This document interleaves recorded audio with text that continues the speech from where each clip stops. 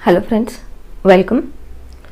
Last video में हमने देखा कि Fourier series over the range c to c+2l कैसे फाइंड करते हैं, राइट।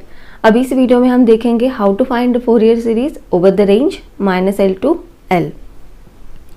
तो सबसे पहले हमें पता है फोरियर सीरीज के लिए फॉर्मूला क्या है, f of x is equal to a02 plus summation n is equal to 1 to infinity an cos n pi x upon l plus summation n is equal to 1 to infinity bn sin n pi x upon l, where an, a0, an, bn, these are the Fourier coefficients and the values for a0, an, bn are this over the range c to c plus 2l.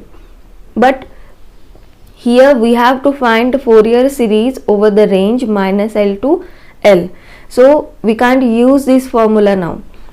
Okay, so we have to use the formula here, this, where the range is from -l to l. अब यहाँ पर सिर्फ एक ही change होगा, formula same होगा, सिर्फ यहाँ पर लिमिट चेंज होगी, जो रेंज है इंटीग्रेशन की वो चेंज होगी।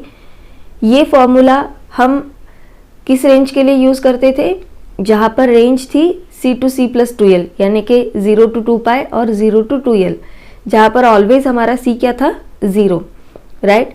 पर अब यहाँ पर जो फॉर्मूला हम यूज़ करेंगे वो -l to l के लिए है। ओके, अब सेम एग्जाम्पल है, सेम तरीके से सॉल्व करना है जैसे हमने लास्ट वाले एग्जाम्पल्स को सॉल्व किया है, सिर्फ आपको रेंज को चेंज करना है।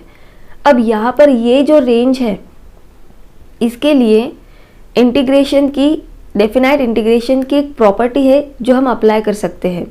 अगर वो प्रॉपर्टी हम अप्लाई करेंगे तो ये जो फोरियर सीरीज़ है और ये जो इंटीग्रेशंस है, ये फाइंड करना इजी हो जाएगा, राइट। यहाँ पर ये लिमिट के लिए हम कोई प्रॉपर्टी नहीं यूज़ कर सकते थे, इसीलिए ये लिमिट हमें एज इट इज सॉल्व करनी पड़ती थी, राइट।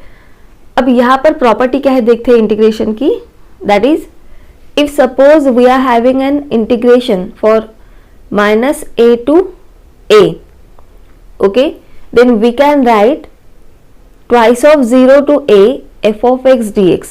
अब यहाँ पर आप लोग देख सकते हैं, अगर ये 0 है, ये +a है, तो ये -a है। हमारा इंटीग्रेशन क्या है, -a to a। पर अगर फंक्शन इवन है, कौन सा फंक्शन, जो इंटीग्रेशन के लिए है, राइट, जिसका हमें इंटीग्रेशन निकालना है, अगर वो फंक्शन इवन है तो उसका इंटीग्रेशन हम कैसे फाइंड कर सकते हैं, by using the formula twice of 0 to a f of x dx।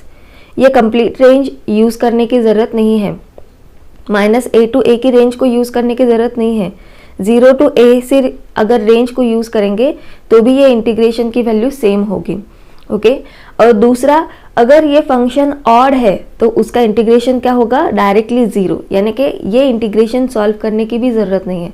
अगर आपने ये यहाँ पर देख लिया कि फंक्शन इवन है या ऑड है, और अगर वो ऑड है तो डायरेक्ट हम उसका इंटीग्रेशन 0 लिख सकते हैं, राइट। तो यहाँ पर आप लोगों को सबसे पहले ये जानना है कि फंक्शन इवन और ऑड कैसे चेक करते हैं। अगर f of -x equal to f of x है तो ये फंक्शन इवन होता है, और अगर f of -x is equal to -f of x है तो ये फंक्शन ऑड होता है, राइट।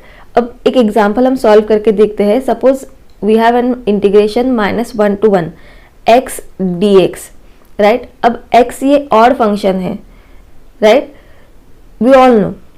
अगर x को हम -x से रिप्लेस करेंगे तो ये -x हो जाएगा, तो ये ऑड फंक्शन है क्योंकि इसकी पावर भी अब यहाँ पर क्या है, ऑड है, राइट। तो इसको अगर हम यहाँ पर सॉल्व करेंगे तो x का इंटीग्रेशन क्या होगा, x²/2। यहाँ पर लिमिट अप्लाई कर दीजिए, -1 to 1, अब सॉरी +1। अब यहाँ पर अपर लिमिट 1 है, 1 यहाँ पर पुट करेंगे तो 1 का स्क्वायर 1, सो ये हो जाएगा 1/2 माइनस लोअर लिमिट अगर यहाँ पर पुट करेंगे -1, तो -1 का स्क्वायर भी क्या होता है, +1, तो ये हो जाएगा 1/2। अब यहाँ पर 1/2 माइनस 1/2 यानी कि आंसर क्या हो गया, 0। अब जब यहाँ पर फंक्शन ऑड था तो आपका आंसर क्या हो गया यहाँ पर 0, राइट। अब सेम इंटीग्रेशन हम सॉल्व करते हैं इवन फंक्शन के लिए, सॉरी। तो इवन फंक्शन क्या है, एक्स स्क्वायर है ना। एक्स को अगर माइनस एक्स से रिप्लेस करेंगे तो माइनस एक्स का स्क्वायर प्लस एक्स स्क्वायर, हमें ओरिजिनल फंक्शन वापस मिल रहा है, यानी कि कंडीशन कौन सी सेटिस्फाई हो रही है, पहली वाली। तो ये इवन फंक्शन हो गया। अब अगर यहाँ पर हम ये एग्जाम्पल सॉल्व करते हैं तो एक्स स्क्वायर का इंटीग्रेशन क्या होता है, एक्स क्यूब अपॉन 3। अब यहाँ पर लिमिट हमें पुट करनी है -1 to 1, राइट। अगर यहाँ पर हम 1 पुट करते हैं तो 1 का क्यूब क्या होता है, 1/3 माइनस, और अगर x की वैल्यू को -1 पुट करते हैं तो -1 का क्यूब होता है -1/3, और ये माइनस माइनस अब यहाँ पर क्या हो जाएगा, प्लस, यानी कि 1/3 + 1/3 ये हो जाएगा 2/3। Is it clear? अब यहाँ पर ये जो एग्जाम्पल हम लोगों ने सॉल्व किया है इसका आंसर आ गया 2/3। तो जब इवन फंक्शन होता है, राइट, तभी ये इंटीग्रेशन की वैल्यू हम फाइंड कर सकते हैं, और अगर ऑड फंक्शन होता है तो ये इंटीग्रेशन की वैल्यू ऑलवेज क्या हो जाएगी, 0।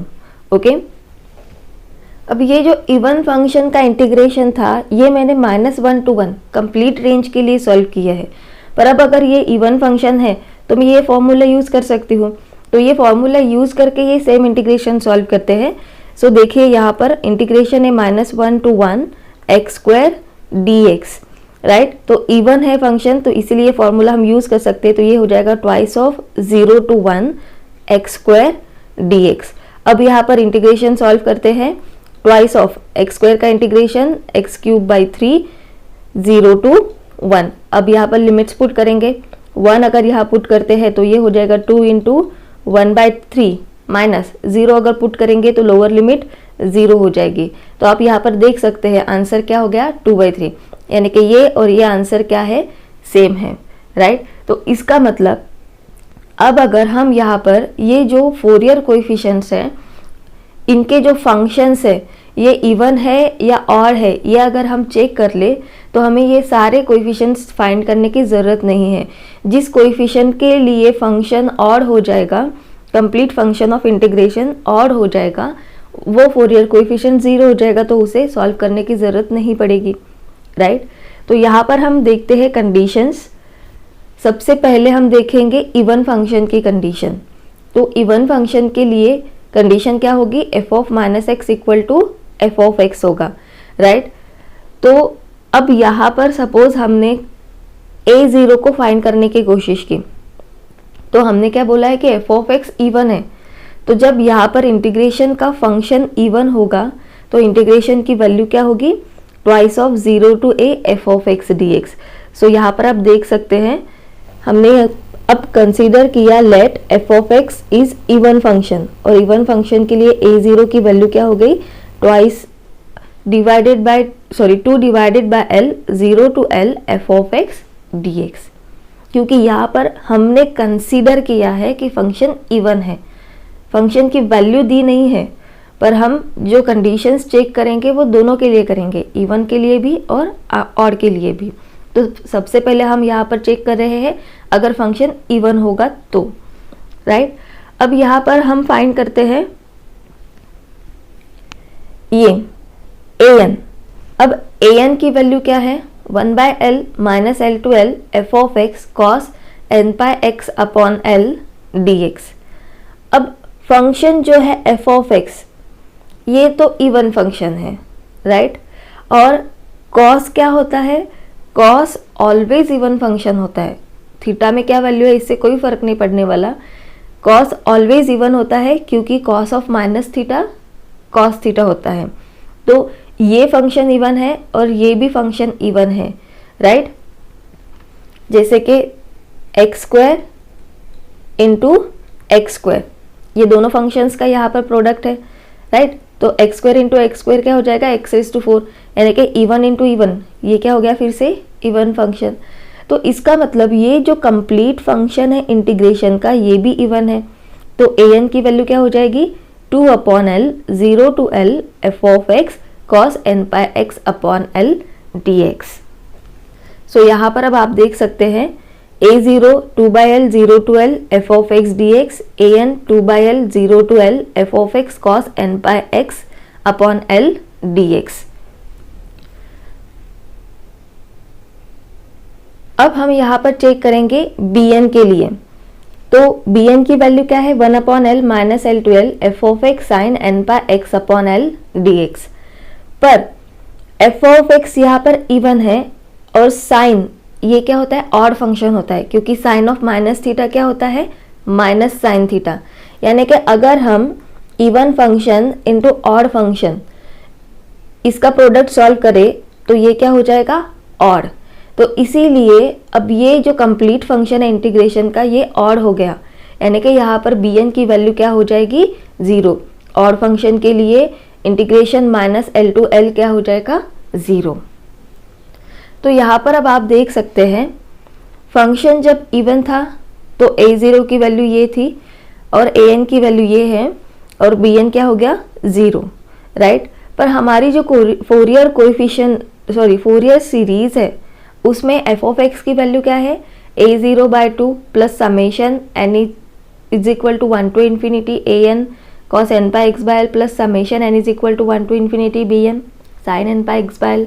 यानी कि वहाँ पर bn अगर 0 हो गया तो फोरियर सीरीज क्या हो जाएगी, सिर्फ a0/2 plus summation n is equal to 1 to infinity an cos n by x upon L.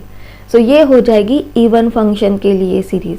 तो आप लोगों को ये हमेशा ध्यान में रखना है, अगर फंक्शन आपका इंटीग्रेशन के लिए इवन है तो उसके लिए हम डायरेक्टली ये सीरीज यूज करेंगे, F of X is equal to a0/2 plus summation n is equal to 1 to infinity an cos n by x upon L, जहाँ पर a0 an की वैल्यू ये फॉर्मूले से हम फाइंड करेंगे और bn डायरेक्टली वहाँ पर आपको पुट करना है 0। आई होप कि आप लोगों को ये समझ में आया। अब इसी तरीके से हम लोगों को सॉल्व करना है ऑड फंक्शन के लिए, राइट। तो ऑड फंक्शन हम कब बोलेंगे, एफ ऑफ एक्स को जब एफ ऑफ माइनस एक्स क्या होगा, माइनस एफ ऑफ एक्स। तो यहाँ पर हम कंसीडर करते हैं सपोज कि जो फंक्शन है इंटीग्रेशन के लिए जिसकी हमें फोरियर सीरीज फाइंड करनी है वो ऑड है। अब अगर वो ऑड है तो a0 an और bn की वैल्यूज क्या होगी हम चेक करते हैं। तो यहाँ पर अब हम देख सकते हैं अगर f of x odd function है, राइट, पूरा इंटीग्रेशन का फंक्शन ही यहाँ पर ऑड है, तो यहाँ पर आप देख सकते हैं ऑड फंक्शन के लिए आंसर क्या होगा, 0, राइट। यानी कि an यहाँ पर 0 हो गया। अब अगर f ऑफ एक्स ऑड है और cos क्या है, इवन, तो हम जानते हैं ऑड इंटू इवन क्या होता है, ऑड। तो इसीलिए यहाँ पर an भी क्या हो जाएगा, 0। अब यहाँ पर ये जो f ऑफ एक्स है ये ऑड फंक्शन है और ये जो साइन है ये भी ऑड फंक्शन है, राइट। तो इसीलिए हम जब यहाँ पर ऑड इंटू ऑड ऐसा सॉल्व करते हैं तो हमें क्या मिलता है, इवन फंक्शन मिलता है। और इसीलिए यहाँ पर bn की वैल्यू हो जाएगी ये फॉर्मूले के हिसाब से 2/l 0 to l f of x sin n by x upon l dx। So this is for odd function, right. So यहाँ पर हम देखते हैं, सो जब फंक्शन ऑड होता है तो a0 क्या हो गया यहाँ पर, 0। जब फंक्शन ऑड होता है an भी क्या है, 0। और bn की वैल्यू ऑड फंक्शन के लिए क्या है, 2/l 0 to l f of x sin n by x upon l dx। अब यहाँ पर ये दोनों फोरियर कोएफिशिएंट्स 0 हो गए तो सीरीज क्या होगी, right, f of x is equal to summation n is equal to 1 to infinity bn sin n by x upon l। So आप लोगों को सिर्फ इतना ध्यान में रखना है, अगर -l to l की रेंज में हमें फोरियर सीरीज फाइंड करनी है तो सबसे पहले आपको चेक करना है फंक्शन इवन है या ऑड है। अगर फंक्शन इवन है तो आपको ये फोरियर सीरीज फाइंड करनी है और अगर फंक्शन ऑड है तो आपको ये फोरियर सीरीज फाइंड करनी है। आई होप कि आप लोगों को समझ में आया फॉर्मूलेज कैसे डिफाइन हो गए, राइट। तो हमने सिर्फ फॉर्मूले रेंज के हिसाब से यहाँ पर मॉडिफाई कर दिए हैं, ओके। अब यहाँ पर सपोज फंक्शन ऑड भी नहीं है और इवन भी नहीं है, it is neither odd nor even, तो क्या करना है, तो हमें सेम सीरीज यूज करनी है जहाँ पर हमें a0 an bn तीनों की वैल्यू फाइंड करनी है और जहाँ पर a0 होगा 1 by L minus L to L F of X D X, A N होगा 1 by L minus L to L F of X cos N pi X upon L D X, and B N 1 by L minus L to L F of X sine N pi X upon L D X. यानी कि ये series हमें find करनी है जब function even भी नहीं और ऑड भी नहीं। आई होप कि आप लोगों का ये कंसेप्ट क्लियर है। इवन और ऑड फंक्शन के लिए हम इवन और ऑड फंक्शन सिर्फ और सिर्फ माइनस एल टू एल की रेंज के लिए ही चेक कर सकते हैं, राइट। और अगर बाकी कोई रेंज है तो हमें यहाँ पर ये कंप्लीट सीरीज फाइंड करनी होगी। Thank you for watching this video. I hope you understand the concept. Don't forget to subscribe the channel to get notification.